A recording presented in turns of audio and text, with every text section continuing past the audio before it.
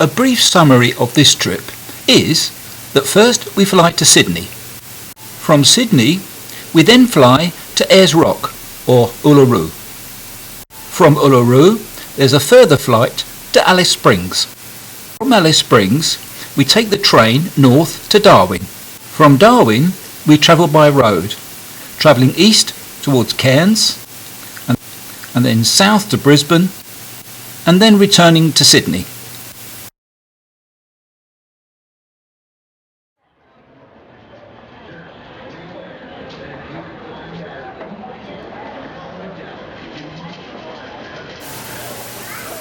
The iconic Sydney Opera House. Although Opera House is something of a misnomer, it's really a performing arts centre, one of the busiest in the world, with 5 performance venues inside its shells. In addition, there are restaurants, cafes, bars, and of course the usual souvenir shops. The roof is made up of over 1 million sculptured tiles, which give it a shimmering effect. Unfortunately, filming inside the Opera House is somewhat restricted.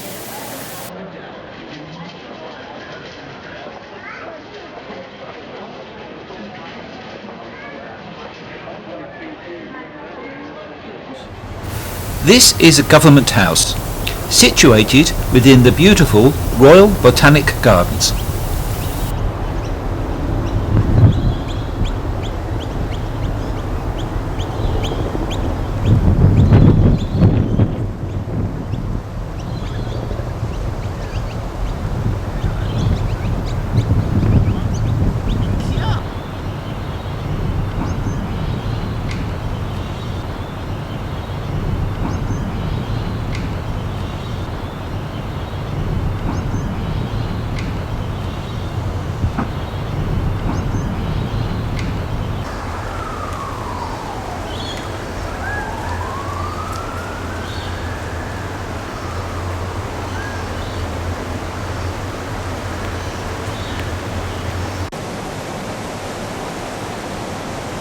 Sydney's main post office.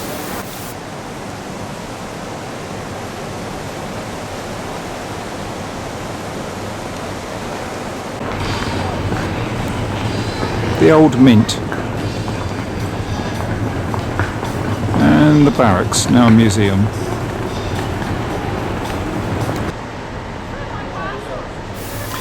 This is the central business district, and this is the Victoria building. The town hall.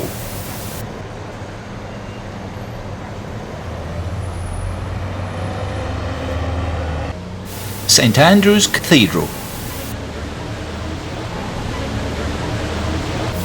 This is the Art Deco War Memorial in Hyde Park.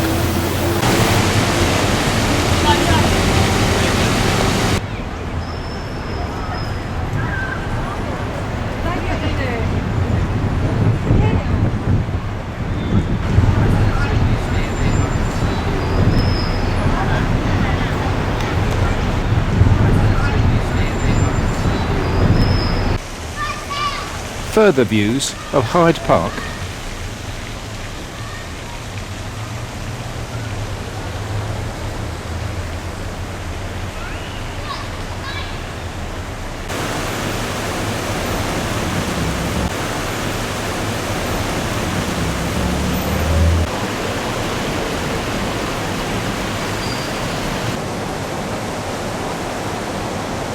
Our hotel, situated on the corner of Suez Canal. We enjoy a wonderful pie at Harry's Cafter Wheels. In Sydney, a trip around the harbour is a must, and we're on our way in a ferry to Parramatta.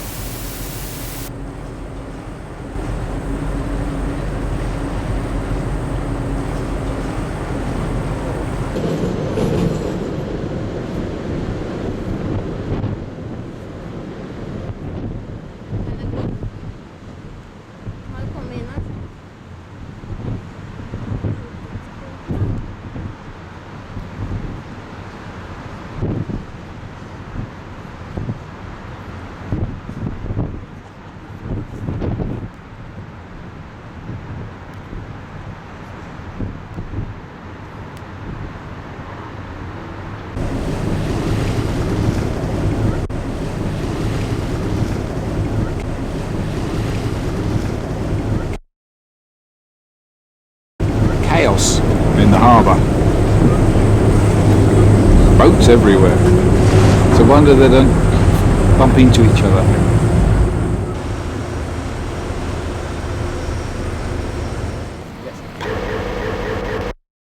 Parramatta.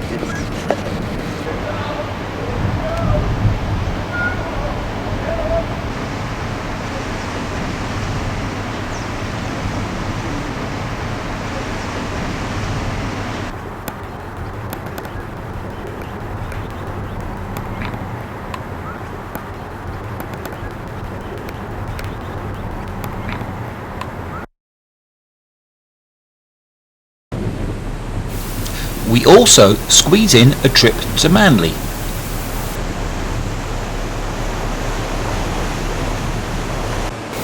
This is the entrance to the Sydney Harbour, with the Tasman Sea in the background. Manly Beach.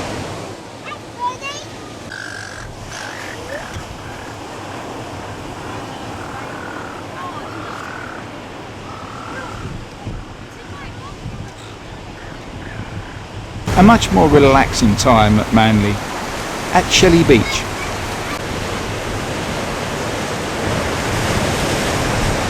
A view of Manly Beach from the Bluefish Heavy Artillery Battery. Time to return to Sydney and fly to Uluru.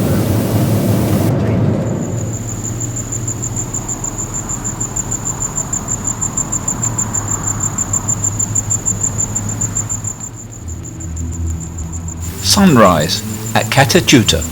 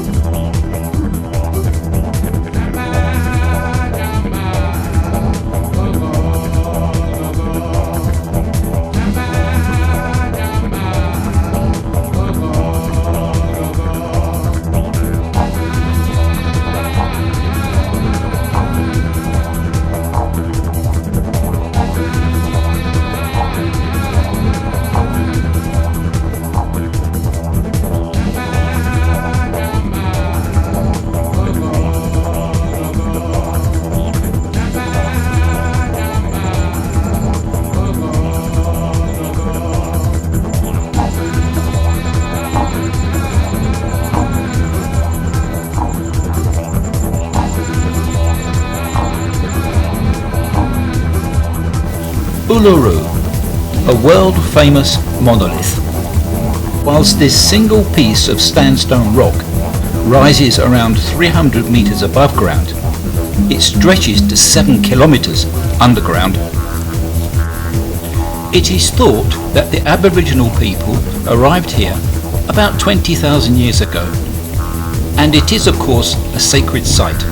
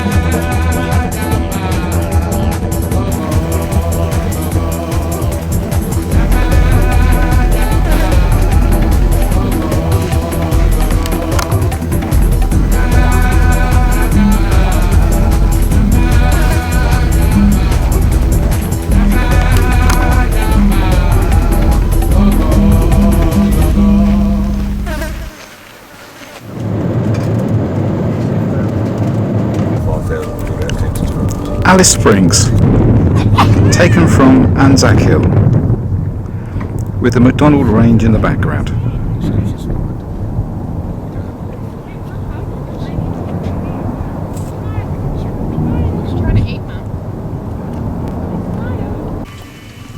This is the telegraph station and the birthplace of Alice Springs. The central building in the front is the oldest building in the Northern Territory.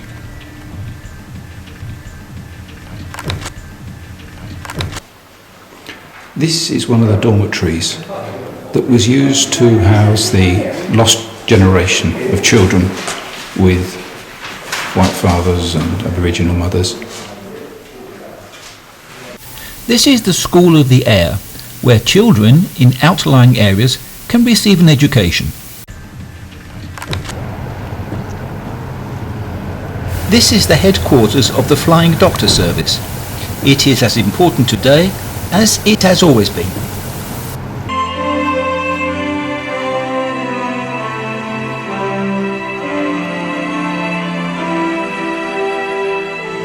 We arrive at Alice Springs railway station to board the Garn to Darwin.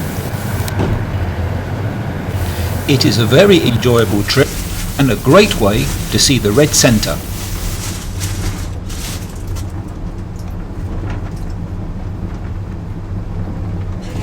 I've come to Australia to see the wildlife, and this is my first view of a kangaroo. The Garn stops for a few hours at Catherine, where we take advantage to view the Catherine Gorge.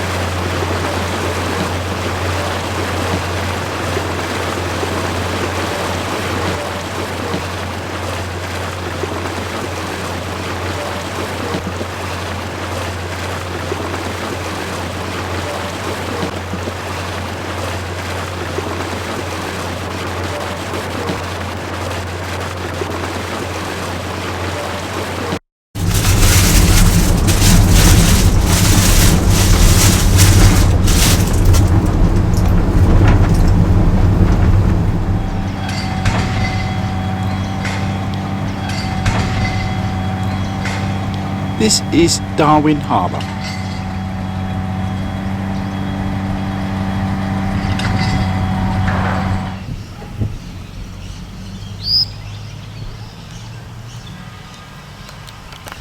Whilst in Darwin, we visit some of Heidi's relatives.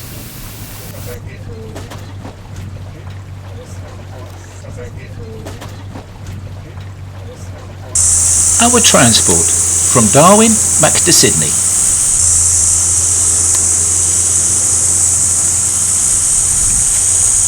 This mound is home to a colony of grass-eating cathedral termites. It's about 5 metres high and could be over 50 years old. This spot is called the Bewley Rock Hole.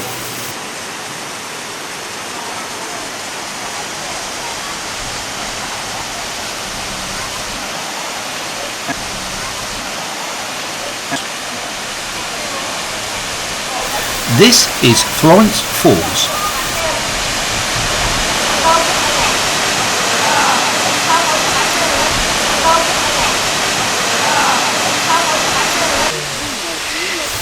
And finally, we take a look at Wangi Falls.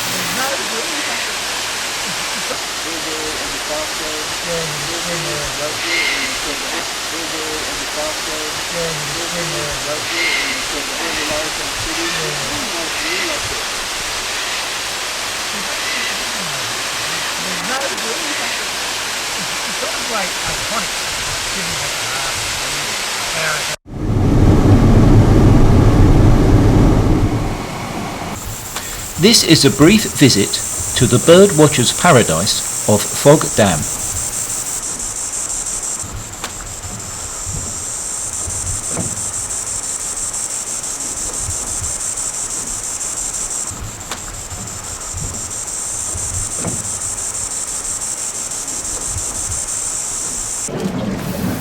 We've come to the Adelaide River to see what is known as the jumping crocs.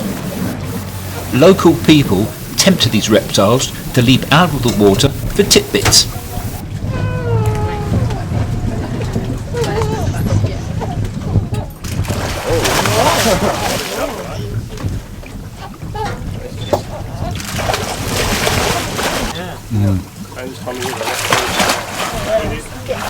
Even the raptors get in on the act. What a magnificent beast. Here is the driver with his 86-wheeled road train.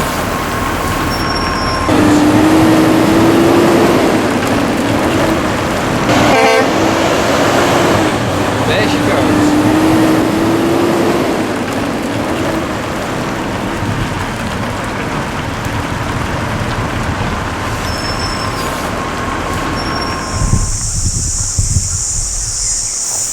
We've moved on to Kakadu, one of Australia's major national parks.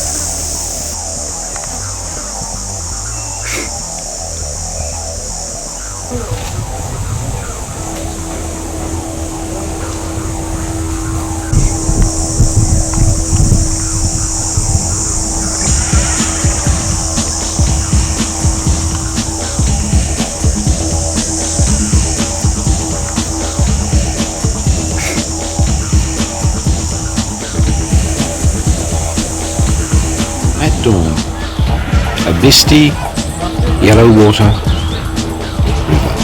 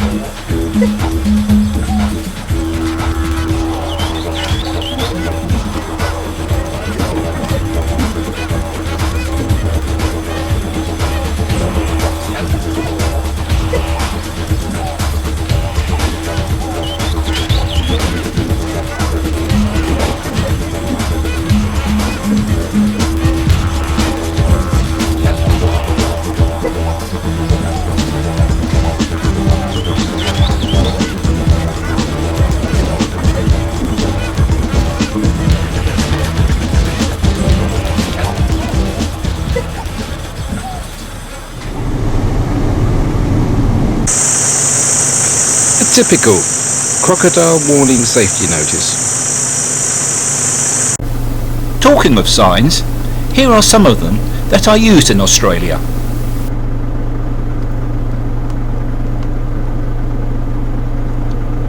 A cow-eating car.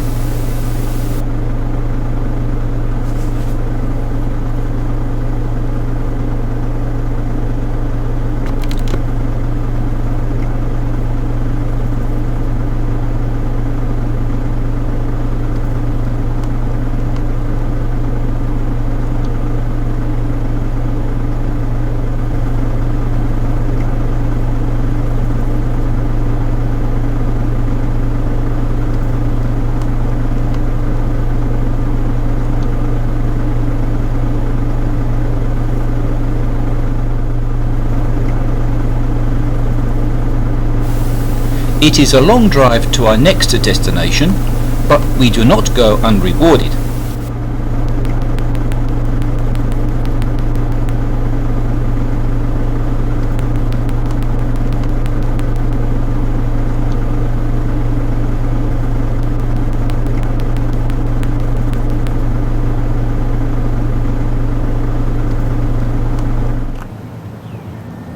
Normanton, founded in 1868, was once a major port, connecting the Croydon goldfield by rail and the Concurry copper mines by camel train. This building is a worthy reminder of those former times.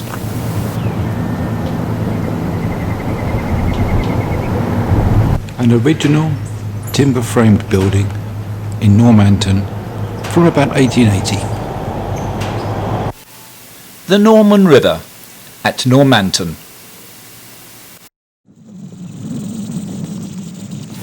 This is Lake Belmore, just outside Croydon. We have the place completely to ourselves.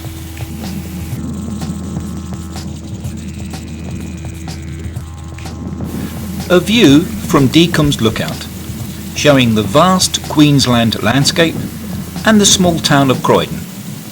Croydon was the site of Queensland's last major gold rush. It only lasted about 15 years, and by 1900 operations were brought to a close. Today, Croydon feels like a town frozen in time, with most of its elegant buildings predating 1920. The Old Town Hall and the courthouse. Inside the courthouse,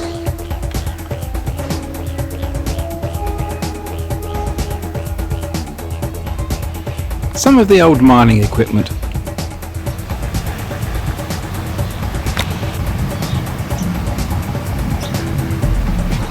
This one is part of the crushing apparatus.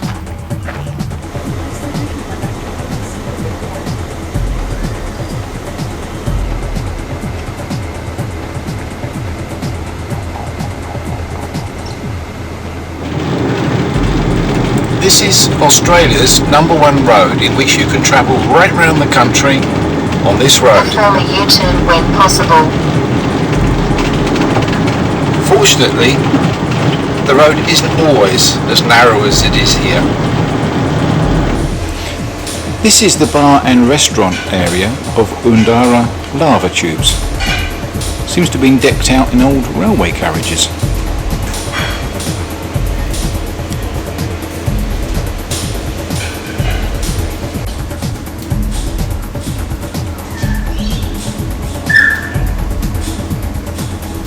The rich volcanic soil has encouraged some beautiful trees to grow here.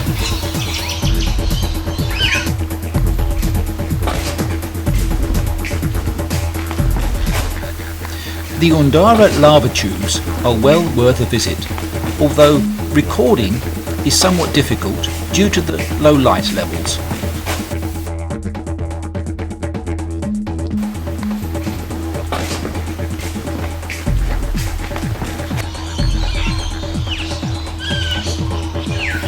Ravenshoe Station, and amongst all the clutter, a perfect jacaranda.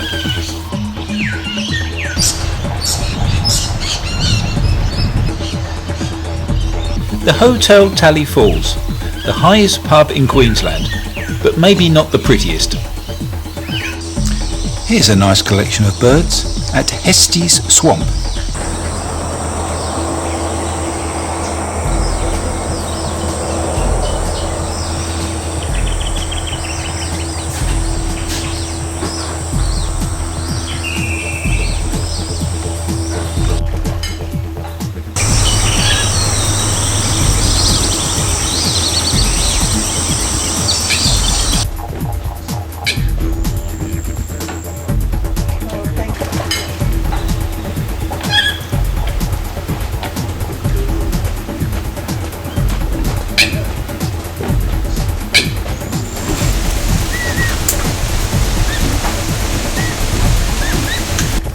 The Daintree River ferry crossing, which one needs to take if one wants to go further north to Cape Tribulation and the York Peninsula.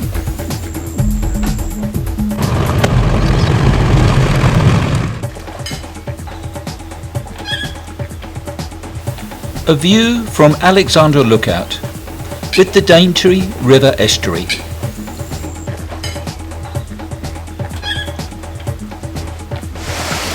This is Mossman Gorge in the Daintree National Park. How curious that the fruit grows out of the tree like this.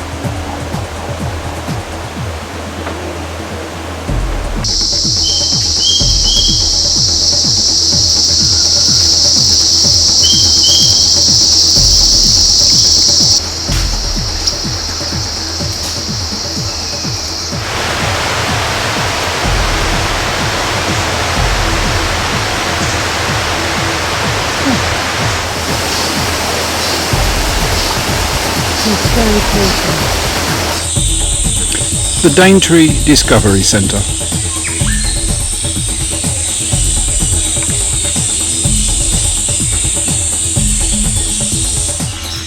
Up in the rainforest canopy.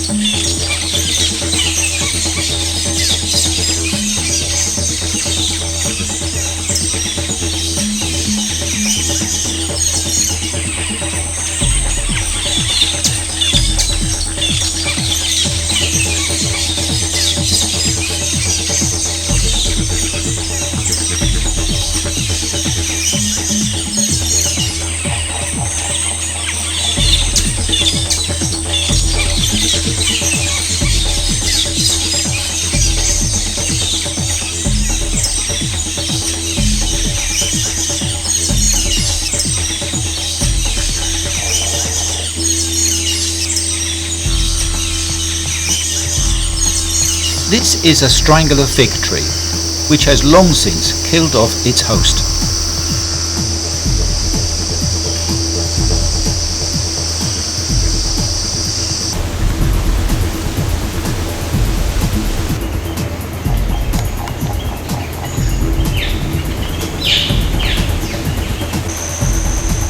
Hutchinson Creek.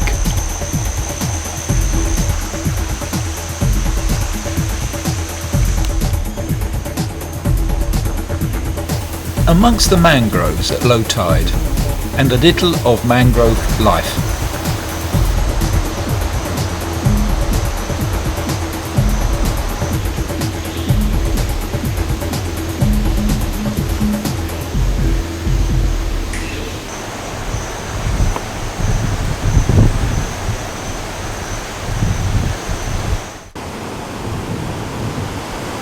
Queensland has some outstanding beaches, with warm sea and few people.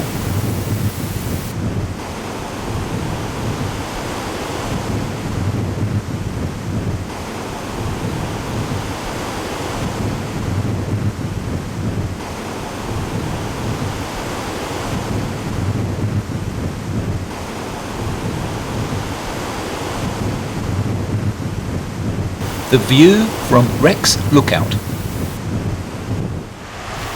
Cape Tribulation Beach.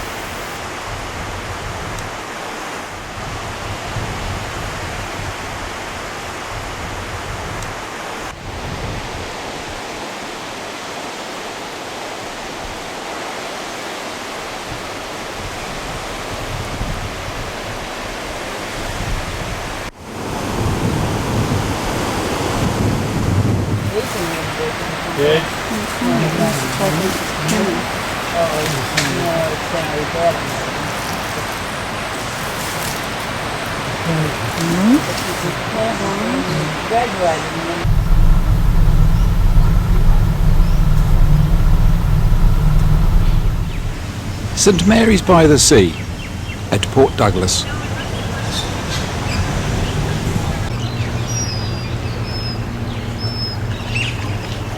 Mangroves and a bit of beach at Port Douglas.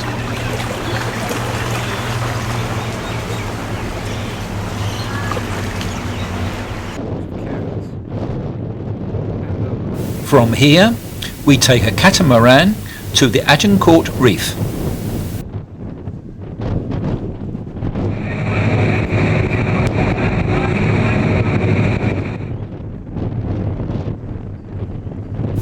Time to do some snorkeling.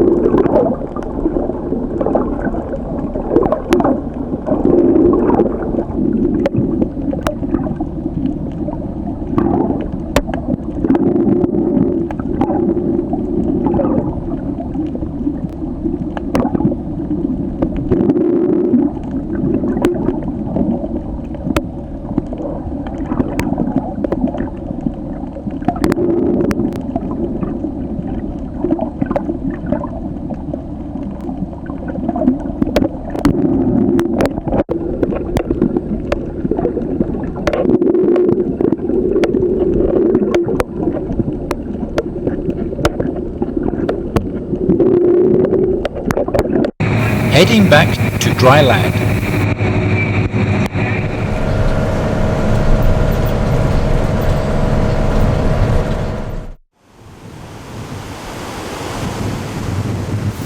Kansas Esplanade and some shore life.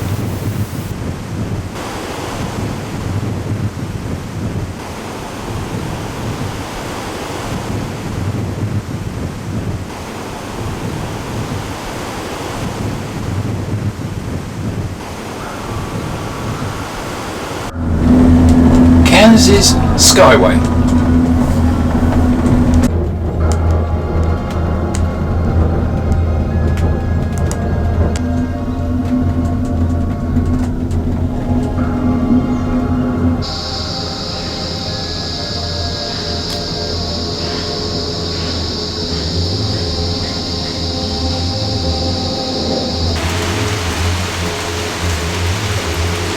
Barron Falls in the rain.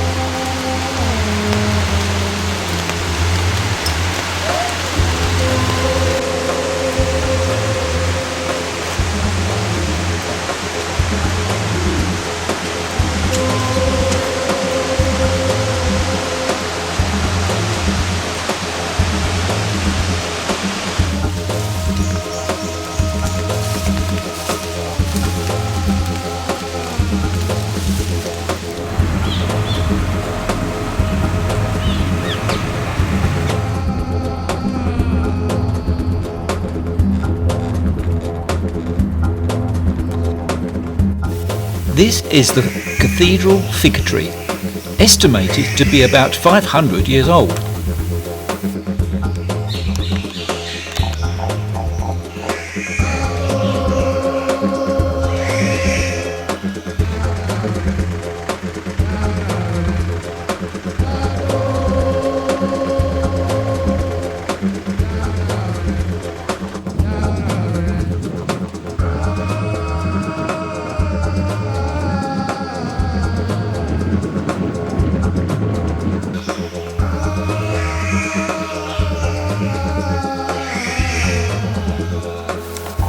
This is known as the curtain fig tree.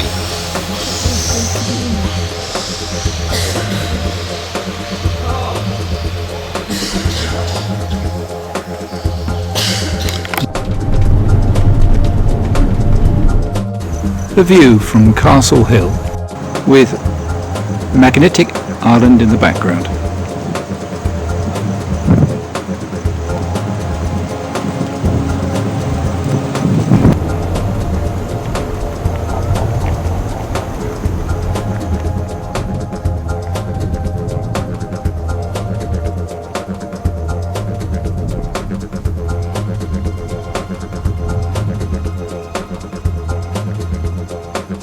The next excursion is to Magnetic Island. Magnetic Island is so named because when Captain Cook sailed past here, his compass went doolally.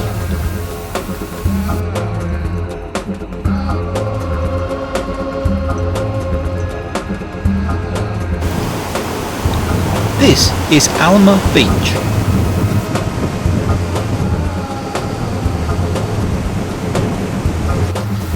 The wallabies have got used to being fed by humans.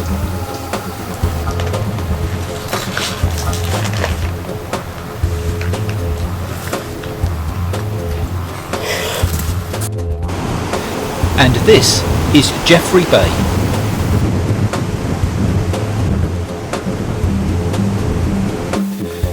Koala Village, where one can get close to some of the native creatures. And it's the same sort of feel. A wombat. Not with these guys.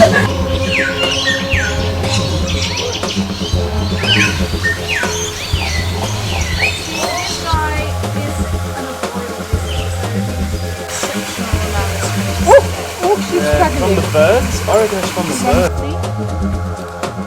Has anybody heard of chlamydia and koalas? Yeah. It's every koala has. So anyway, they looked over the ridge and they found two blokes. And our final place to visit on Magnetic Island is Horseshoe Bay.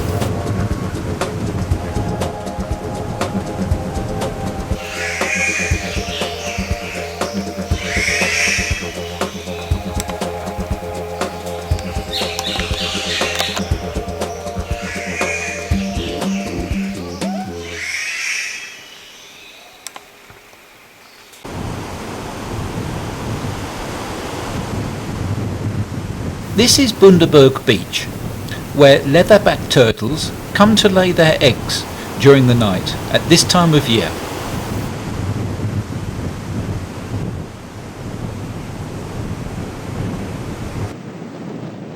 The beach at Hervey Bay, and our camping spot. All aboard to Fraser Island.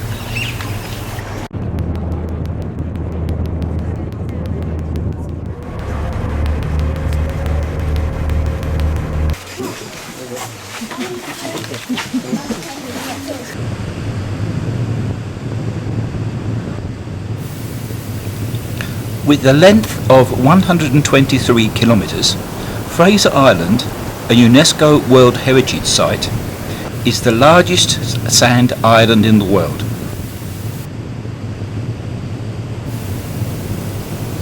Accumulated from sediments swept north from New South Wales over the last 2 million years, the scenery ranges from silent forests and beaches sculptured by wind and surf to crystal clear streams and dark, tannin-stained lakes.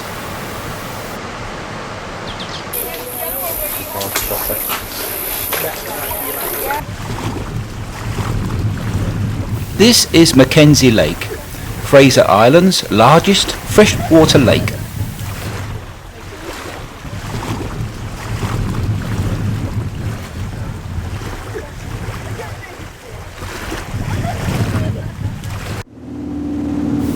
Leaving Fraser Island, we take a whale watching trip, but unfortunately there do not seem to be so many of them on our visit. But we do come across this sea cow, which we're told is quite unusual. Back to the mainland, and with our camper van we're off to the Bunya Mountains National Park. The Bunya Mountains retain the world's largest stand of ancient bunya pines, along with orange flowering silky oaks and age-old grass trees, with their 3-metre high spear-like flower heads.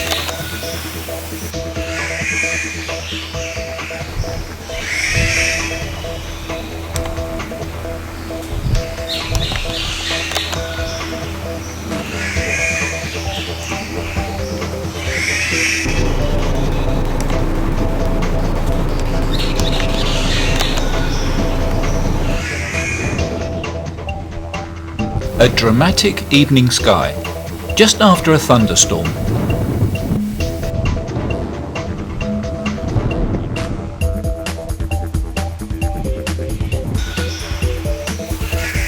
This is a brief visit to the John Darwin Woolshed Open-Air Working Museum.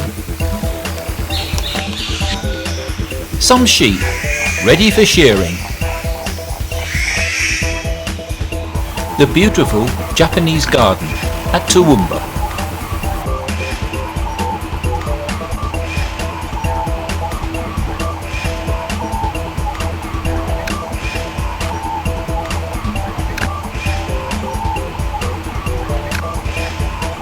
We spend a few very enjoyable days with Richard and Linda, our long-term friends. Here they are, outside their home.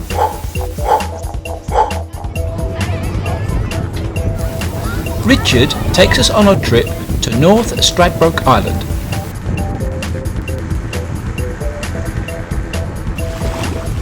One can see why this is called Brown Lake.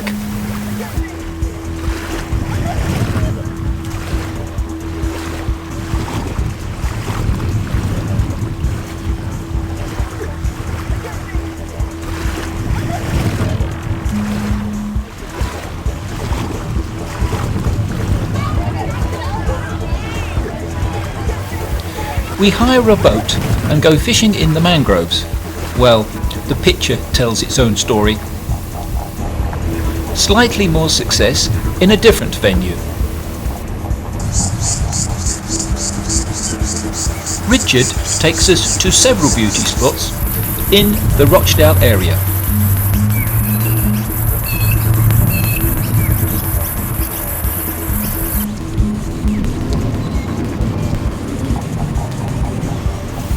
This is Dennis Lake.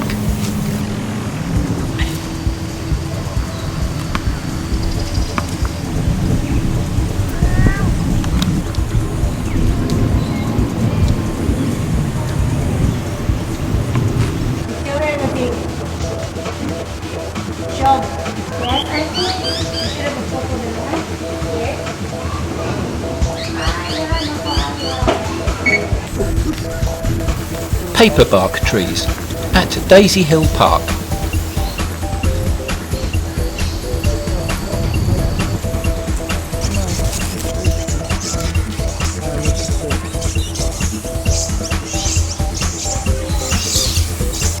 Leaving Rochdale, we head to the Lamington National Park.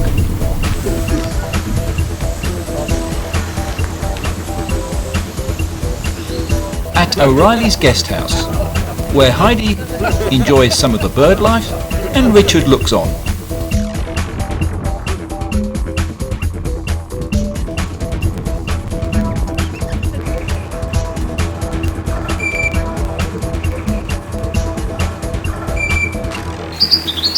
A walk in the Binnaburra area, and after about an hour we reach the Bellbird Lookout.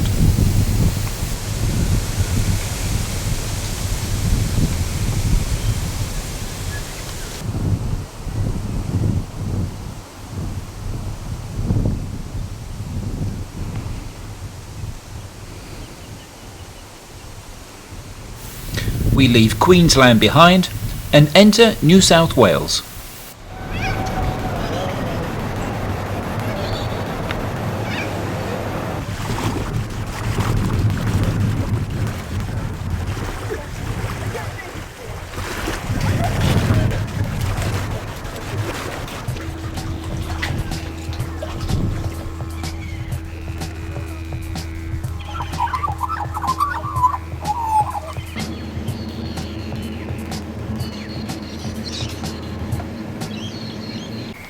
A beautiful walk through the Luca Nature Reserve. This is Bluff Beach.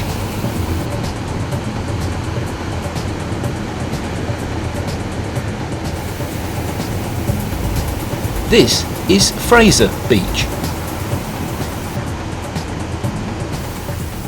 This is the Dorrigo Steam Railway and Museum. With its 74 locomotives, 280 passenger carriages and freight wagons, plus thousands of smaller items, it is said to be the largest collection in the world. A fine old building, built in 1925. The monument commemorates the 460 men and one nurse that died in World War I. When one considers that today's population is only about 1100, it brings home the enormity of the loss. The magnificent view from Dorrigo's Skywalk.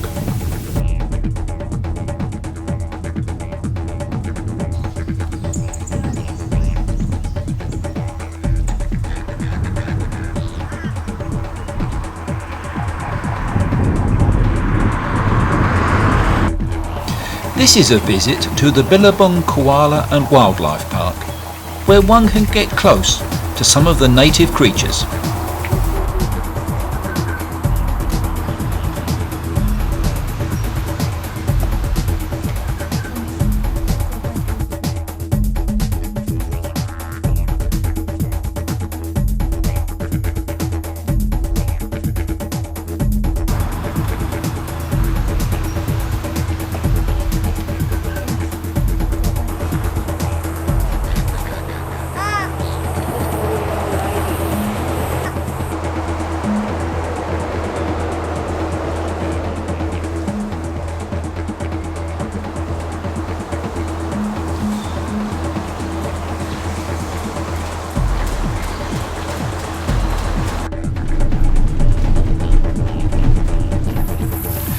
A lovely view from Hawke Bay Lookout, near Hawke's Nest, showing the Great Lakes and the Tasman Sea.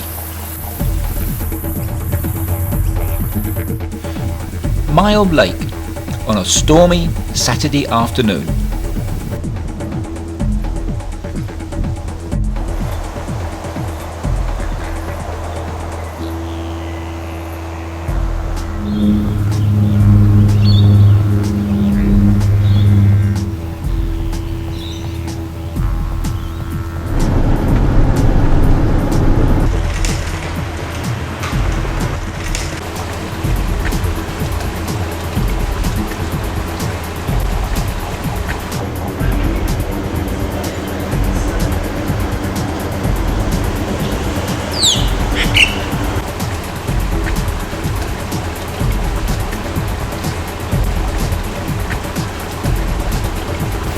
This pub makes the claim of being the oldest in Australia.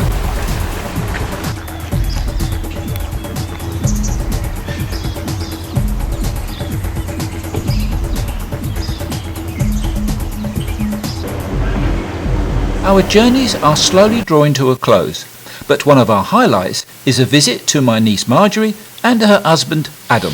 Well, hello. Here we are at Saratoga, looking at this unusual species called the Roy. The Roy.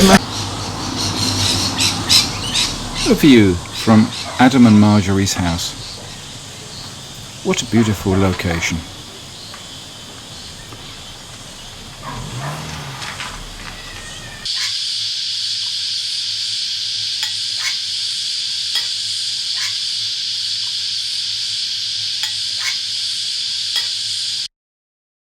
With a little patience, the lorikeets will take food from the hand.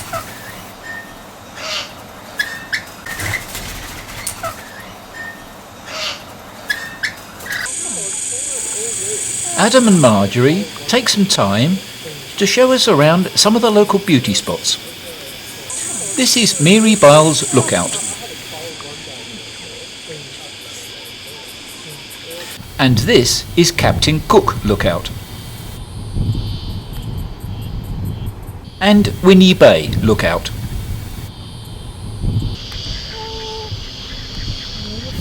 This tranquil spot is known as the Broadwater.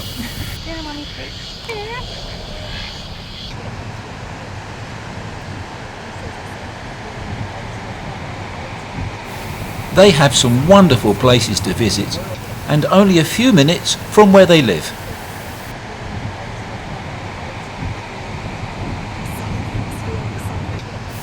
It's time to move on to our final destination, the Blue Mountains. The Blue Mountains, a section of the Great Dividing Range, gets its name from the blue mist that rises from millions of eucalyptus trees and hangs in the mountain air, tinting the sky and the range alike. The start of the Junlin Caves.